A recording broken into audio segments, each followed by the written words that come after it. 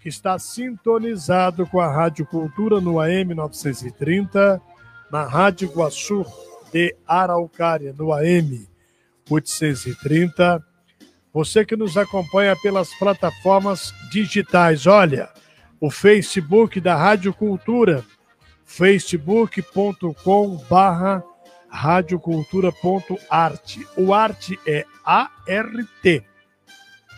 facebook.com/radiocultura.art.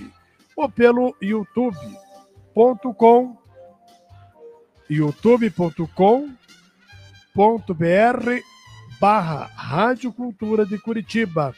Ou ainda pelo site www.radioculturadecuritiba.arte.br. Tá bom?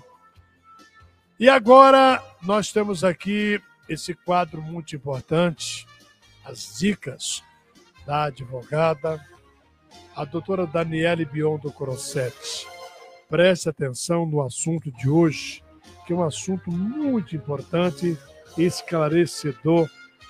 Ela vai falar sobre o auxílio-doença. Auxílio-doença. Boa noite, doutora Daniele. Boa noite, JP. Boa noite aos nossos amigos e amigas do Jornal do JP. Eu sou a advogada Daniele Biondo Crossetti e esse é o nosso Direito ao Ponto, sua dose diária de informação e cidadania, onde a gente explica para você tudo o que você precisa saber sobre os seus direitos. Jota, nenhum trabalhador ou trabalhadora gosta de ficar doente, ficar de atestado, ficar encostado, como se diz por aí, né? Mas imprevistos, problema de saúde acontece e muitas vezes, para não se prejudicar ainda mais, o trabalhador precisa se afastar para cuidar da sua saúde. O INSS possui 3 benefícios para quem tem incapacidade para o trabalho: a aposentadoria por invalidez, que tem como fato gerador uma incapacidade definitiva, e 2 para incapacidade temporária: o auxílio-doença acidentário, quando o trabalhador sofre um acidente de trabalho, e o auxílio-doença previdenciário, quando a incapacidade temporária não foi provocada por um acidente que tenha ocorrido ali no exercício da sua função ou em virtude dela. Se o trabalhador recebeu um atestado de até 15 dias, ele volta no 16º e segue nas suas funções, porque o afastamento nesse período a empresa paga. Mas se exceder 15 dias, o trabalhador vai precisar entrar com um pedido de benefícios por incapacidade temporária, o auxílio-doença. Primeiro passo é encaminhar o atestado para a empresa e, dependendo do procedimento adotado pelo empregador, ele ou o trabalhador encaminham esse pedido de benefício para o INSS, que na maioria das vezes vai marcar uma perícia e, se reconhecer a incapacidade do trabalho, vai liberar o benefício do trabalhador lá no término desse prazo, dado pelo perito. Se o trabalhador tiver condições de voltar ao trabalho, já sarou, volta à vida normal, volta para o seu trabalho, mas a gente sabe que nem sempre é assim. Imagina, você marcou a perícia lá e o médico perito do INSS negou a sua incapacidade. Você já está lá uns 30 dias parado ou mais, né, e ele te mandou voltar ao trabalho. E você não está em condições de voltar ao trabalho ainda.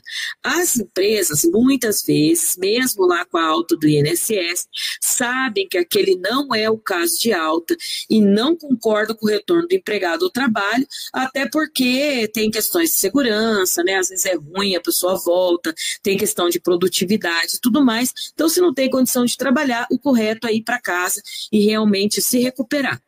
Claro que se o beneficiário busca o afastamento é porque ele não tem condições mínimas de voltar para o trabalho, está incapacitado. E se voltar, pode piorar a sua condição de saúde. Então, por isso, eu entendo e recomendo aos meus clientes que, em caso da negativa do benefício, se a incapacidade persistir, não volta ao trabalho. Tá? Não volta, tem outras possibilidades.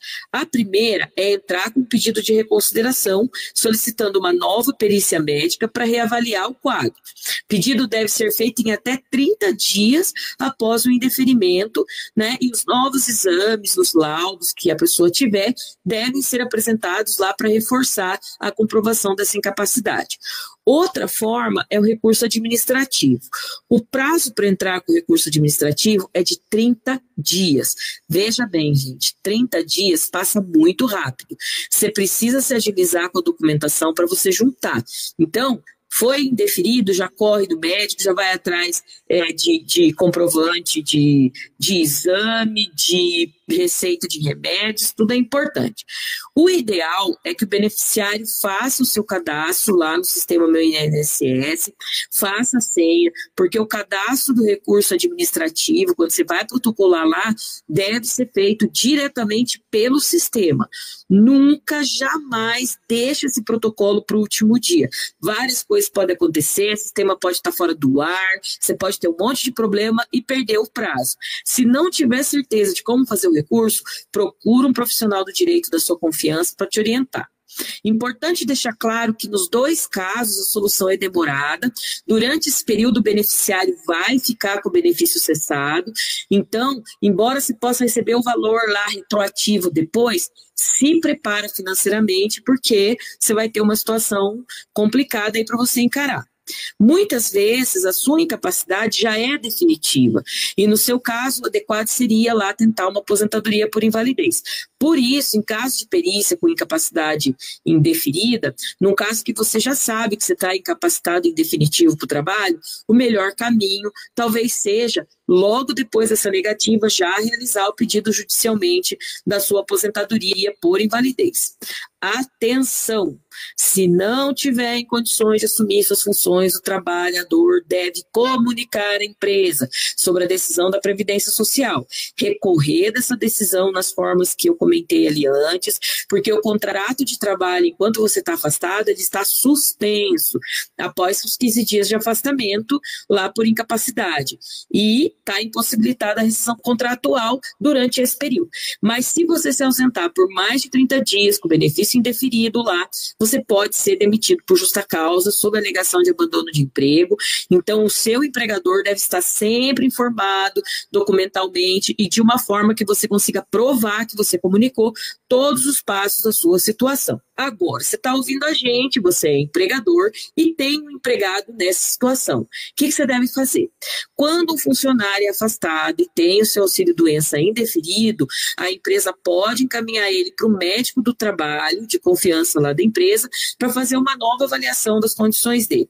Se for confirmada a incapacidade, o trabalhador deve ser orientado a entrar com pedido de reconsideração lá para o INSS, fazer uma nova perícia, levando seu novo laudo médico lá da medicina do trabalho. Não existe consenso sobre o que a empresa deve fazer durante esse período em que o empregado está recorrendo à decisão do INSS, informou ele lá, sabe que não é abandono de emprego. Em tese, o empregador já cumpriu a obrigação dele, que é custear esses primeiros 15 dias de afastamento. E o restante deveria ser de responsabilidade da Previdência Social. Mas é possível chegar a um acordo lá para manter o afastamento do funcionário enquanto ele se recupera para voltar às atividades e enquanto ele busca lá o seu auxílio-doença. Na justiça, muitas decisões, mas muitas mesmo, são favoráveis aos trabalhadores e obrigam a empresa a pagar lá o salário durante esse impasse com o INSS.